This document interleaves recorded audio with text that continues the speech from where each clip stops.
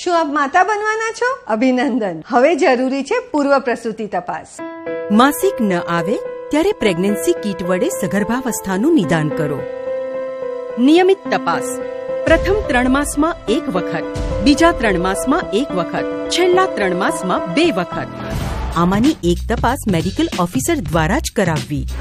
પ્રથમ તપાસમાં આનુવાંશિક, અન્ય બીમારી, પૂર્વ તકલીફો વિશે જાણવું, મમતા કાર્ડ ભરવું, દર વખતે વજન કરવું, પેટનો આકાર જોવો, બાળકના ધબકારા સાંભળવા, લોહીની તપાસ કરવી, ચોથા મહિનાથી લોહ તત્વની ગોળીઓ આપવી.